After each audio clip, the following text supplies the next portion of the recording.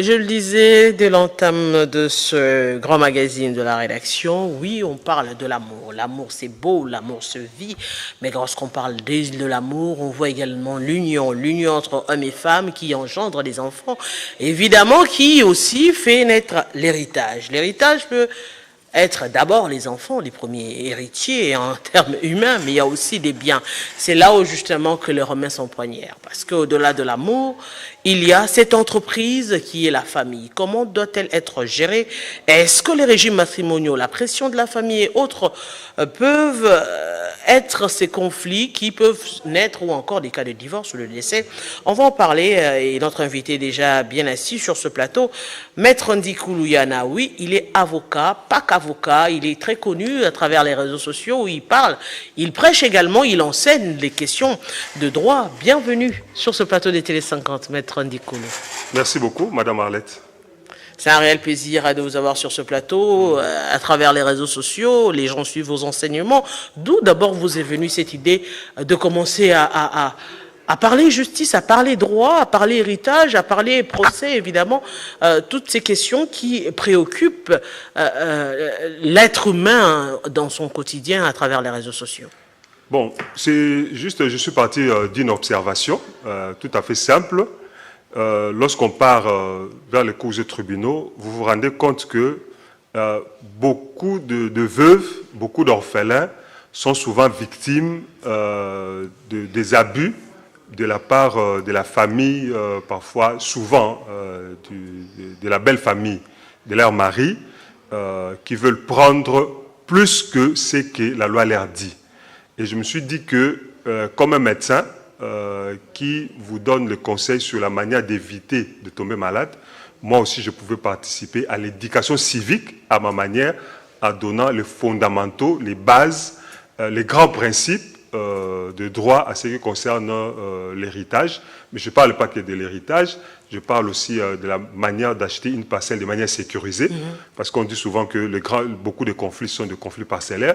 C'est parce que les gens ne savent pas comment acheter de manière sécurisée auprès d'un particulier, auprès des chefs coutumiers, les terrains vides, les terrains de l'État, etc. Donc, puis j'aborde aussi parfois la matière du droit du travail pour montrer aux gens, aux travailleurs, leurs droits en cas de licenciement abusif. Tu n'as pas de bulletin de paye ou on te dit ne viens plus au travail. Quel est mon statut? Je suis encore employé ou je suis licencié? Donc voilà, c'est montrer aux gens le principe de base, donc la vulgarisation. C'est en même temps, on se rend compte qu'au-delà de tout ce qui se passe dans les réseaux sociaux, l'impression que ça donne que les gens suivent un peu plus tout ce qui est comédie, tout ce qui est gag, tout ce qui est actualité, des buzz et autre chose, mais on se rend finalement compte qu'il y a aussi une grande partie des gens qui sont intéressés sur ces genres de questions. Mais bien entendu, moi j'ai fait des millions de vues. Je ne pouvais pas le croire, mais je viens de faire une vidéo qui est à 2,2 millions de vues. Moi, qui suis avocat. Donc je ne pouvais pas penser qu'il pouvait y avoir, comment dirais-je, un public ou un intéressement. Mais c'est la manière dont on présente d'abord les choses. Et puis parce que ailleurs, vous trouvez des professeurs d'université, des physiciens, vous trouvez des peintres, vous trouvez même d'autres avocats, vous trouvez des ingénieurs qui expliquent les constructions, les structures, vous trouvez des mathématiciens. Il y a un célèbre TikToker mathématicien qui explique les mathématiques. Il y a un professeur de français qui s'est révélé durant le Covid, durant le confinement en France. Il y a un professeur de français qui montrait comment bien parler français. Donc chacun peut, en rendant sa thématique, son thème de prédilection, en les rendant intéressants, peut bien exploiter les réseaux sociaux. Donc ce n'est pas seulement laissé aux comédiens, mais c'est aussi à d'autres secteurs. Même un assureur, il peut expliquer les assurances. Il y a un mécanicien peut expliquer. Je vois des couturiers qui expliquent comment faire des patrons ou comment faire... Donc, les autres pays, peut-être, exploitent mieux les réseaux sociaux et ils trouvent l'air public. Aujourd'hui, si vous voulez, comment dirais-je, avoir des explications sur comment dirais-je, la manière de conduire, vous trouverez des professeurs qui donnent le grand principe, mais ils vont vous orienter évidemment vers les auto-écoles. mais ils vous mettent déjà l'eau à la bouche en vous disant, il y en a qui expliquent les moteurs. Donc, on trouve toutes sortes de personnes, de contenus utiles, non utiles, selon ce que l'on est en train de chercher. Mais dans les autres pays, ils sont encouragés, ils sont, comment dirais-je, même en Chine, on le sait, les TikTok chinois présentent d'abord les aspects scientifiques, les aspects techniques, les aspects entre guillemets utiles avant le divertissement. Il y en a. Les Européens ont déjà dénoncé cette disparité que les TikTok, qui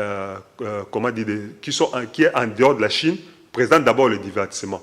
Mais c'est nous qui nourrissons aussi ces TikTok-là avec du contenu inutile en majorité, alors qu'on pouvait inverser la tendance et avoir des contenus pédagogiques pour les enfants, par exemple. Pourquoi ne pas parler de chimie? Pourquoi ne pas parler de latin? Pourquoi ne pas donner des enseignements de géographie pour certains enseignements, pour certains enseignants, pour nous les juristes, pour voilà. Oui, donc, mais il faudrait quand même le dire dans cet aspect de choses que vous évoquez. Quand on parle famille, quand on parle amour, c'est un peu plus complexe au fait. Lorsque vous vous mettez à expliquer certains contenus en rapport avec le mariage, en rapport avec l'héritage, en rapport avec les conflits familiaux, on se dit, mais comment arriver à dissocier les deux? Comment arriver aujourd'hui, par rapport au contexte, par exemple, au contexte africain, arriver à dissocier l'amour, le désintéressement et la loi? Mais écoutez, nous sommes d'abord dans un État. Et si vous voulez, nous sommes dans un État moderne qui doit régir la société. Et dans notre constitution, on dit que la famille est la cellule de base de la société. C'est inscrit dans notre constitution. Et l'État doit protéger donc cette cellule de base. Mais cette cellule de base-là, c'est aussi une unité économique, madame. C'est une unité économique. Il y a l'homme qui travaille, il y a la femme qui travaille. Et s'ils travaillent et qu'ils produisent beaucoup de biens, s'ils ont beaucoup de maisons, si même l'homme qui est marié était chef d'entreprise et s'il est millionnaire, au-delà de l'amour, il a produit, comment dirais-je, de l'argent, il a produit des biens. Donc, l'État ne doit pas laisser cette, je pourrais dire, cette cellule de base-là, comment dirais-je, être sans protection. Parce que la loi vient d'abord pour protéger, la loi vient encadrer pour dire, vous êtes marié, en cas de divorce, quel sera le sort des biens? Puisque en cas de divorce, par exemple dans la famille, il n'y a que deux partages, le partage des enfants et le partage des biens. Comment on va protéger, on va se partager entre guillemets les enfants? Et comment on va partager les biens? La loi intervient pour vous donner des règles fondamentales sur lesquelles vous pouvez vous fixer.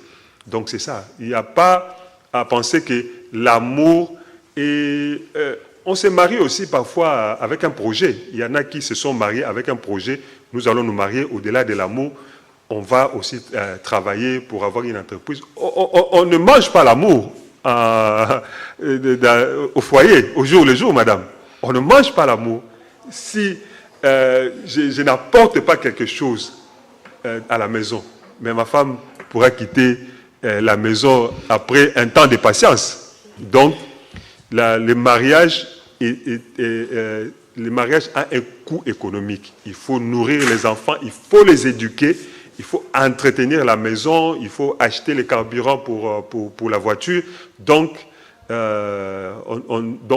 c'est être un peu naïf de penser que la question économique, financière est loin du mariage. Non, c'est en plein. Le mariage génère un coût. Mais justement, lorsqu'on parle de la législation en République démocratique du Congo, aujourd'hui, avec le contexte, avec la réalité sur terrain, vous vous retrouvez en tant que juriste à beaucoup de problèmes. À beaucoup de problèmes où on parle, par exemple, des unions libres, par exemple, des unions non consacrées par la loi, et qui, évidemment, a engendré des biens, qui a engendré des héritiers. Tout à fait. Évidemment, au finish, est-ce que les gens devraient forcément se contenter de respecter carrément la loi? Ou dans pareille situation, comment arriver à les conseiller? D'abord, mon premier conseil, c'est que la loi est faite par les hommes pour les hommes. La loi est faite par les hommes pour les hommes. La loi est réfléchie en faveur des hommes. En principe, il n'y a aucune loi humaine qui est faite pour nuire à l'homme. Un couple qui est dans l'union libre est différent d'un couple qui est dans un mariage civil où les choses sont, ils ont un socle, une base. Mais il y a aussi une forme de liberté. Quand vous êtes en union libre, vous estimez que vous n'aurez pas la contrainte du mariage, par exemple. Mais vous devez en assumer les conséquences. Et aussi assumer les conséquences heureuses d'un couple qui a dit non, nous irons jusqu'au bout, jusqu'au mariage civil. Il y a des conséquences heureuses, mais il y a des droits. Ça sont les conséquences heureuses. Il y a des devoirs. Et les devoirs, donc dans le code de la famille, le code qui règle les situations de couple, il y a le droit et les devoirs de l'homme.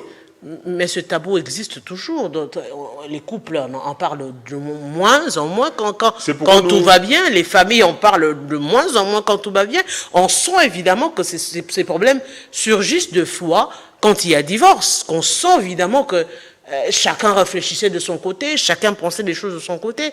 Ou encore, en cas de décès, où on voit par exemple la famille, aujourd'hui le cas le plus patent, c'est le procès par exemple, le procès Marcelo, dont vous avez également évoqué aujourd'hui récemment dans vos publications, après le décès de la femme. On sent que finalement, comment parler de cet amour, de cette illusion d'amour ou de cette quête de la loi? Non, nous avons, comment dire, on est toujours rattrapé par la loi, parce que bon, un couple qui se marie, l'officier de l'état civil lui dit, vous choisissez quel régime? Mais c'est le régime qu'on demande là. Mais c'est le régime des biens. Donc, dès l'entame, dès le départ, on vous demande, vous choisissez quel régime matrimonial pour les biens que vous aurez dans les mariages. Parce qu'on est conscient que cet aspect va impacter. Moi, j'ai connu le pasteur Marcelo lorsqu'il prêchait encore à Salon, lorsqu'il était, entre guillemets, un petit pasteur dans son église, là, la Compassion, Minsa Flaming Fire. Nous tous, nous le voyons à la rue Salon, là. Mais il a grandi et Dieu l'a béni. Donc, maintenant, par exemple, il peut arriver que, par exemple, la famille ou la belle famille, par exemple, se fasse une illusion en se disant que les biens qui sont restés, ce sont les biens de l'homme et de notre sœur. Et donc, comme c'est le bien de notre sœur, nous avons le droit de bénéficier. Alors que la loi dit que le bien de cette sœur-là, c'est d'abord la part des enfants, parce que l'héritage, c'est d'abord ce qui va aller chez les enfants, et non pas dans la famille du défunt. Parce que l'héritage, dans notre loi, ce sont les biens que moi je laisse à mes enfants d'abord lorsque je décède, et non pas à ma famille. Mais il y a un problème de connaissance. Mais justement, non seulement un problème de connaissance, mais il y a également cette malignité où l'on sent que si c'est la femme qui a le plus de biens, c'est très souvent le régime réduit aux acquets. Alors que si c'est l'homme ou encore les deux n'ont rien, la femme se dit forcément l'homme, parce qu'on pense toujours que l'homme aura toujours plus d'argent que la femme, on se dit forcément on prend la communauté de biens. Mais pourquoi cette malignité alors que si c'est la femme qui a le plus d'argent, il faudrait déjà dès le départ commencer à séparer les biens, et quand c'est l'homme ou quand c'est les deux qui n'ont rien, on va unir nos efforts. Bon, je pense que c'est aussi peut-être par rapport à une certaine perception. On s'est dit que peut-être l'homme vient vers la femme pour ses biens. Alors souvent ce sont les familles de l'homme les familles de la femme qui, voulant protéger les biens de leur sœur qu'elle a eu par le fruit de son travail, on s'est dit, bon, pour que tu nous prouves que tu ne l'aimes pas à cause de ses biens, accepte la réduite aux acquets. Après tout, la communauté réduite aux acquis, puisque les gens ne sont pas au courant, ce sont le bien que vous allez acquérir durant dans les mariages qui seront communs. Alors pourquoi, si tu es venu effectivement par amour, pas pour ces biens, vous pouvez accepter, il n'y a pas de problème. Le tout, c'est une question d'information. C'est à cause de ça que nous faisons la vulgarisation, afin que les gens aient les bases. Parce qu'il y a les détails, là, il faut consulter les avocats, comme on le dit souvent. Mais ne fût-ce que les bases qui peuvent vous permettre d'avoir ne fût-ce qu'un certain éclairage. Vous voyez, beaucoup de gens entrent dans les mariages ne connaissant pas les implications de la communauté réduite aux acquis, de la communauté universelle. Et ils sont souvent surpris lorsqu'arrivent les divorces ou la mort, que ces régimes-là doivent jouer. Mais alors qu'eux ne savaient même pas à quoi ils étaient en train de s'engager. Donc nous avons un grand problème, un déficit en termes de communication. Mais Maman Arlette, au-delà de ça, ici, moi en tant qu'avocat, j'ai remarqué que lorsque l'homme meurt, qu'on donne 50% à la maman à elle seule, ça ne passe pas. Ça ne passe pas. Mais c'est la perception de ce que les gens pensent. On se dit, lorsqu'on est marié, quand l'homme décède, moi j'ai la moitié. C'est là.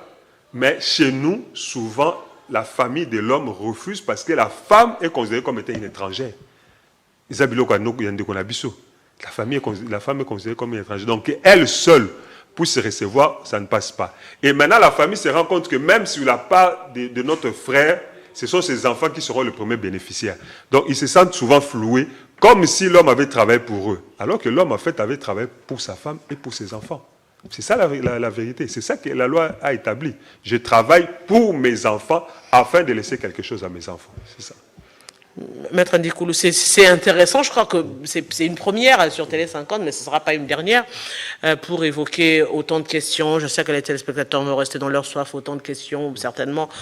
Chacun a ses problèmes, évidemment. On se rend compte que lorsqu'on est devant un avocat ou devant le juge, c'est un réel plaisir de partager ce moment avec vous, dans l'espoir de vous retrouver dans nos prochaines émissions pour parler de la loi, des héritages, comment, par exemple, acheter une parcelle à travers la République démocratique du Congo. Ce sera un plaisir. La loi existe. Les gens ne connaissent pas la loi.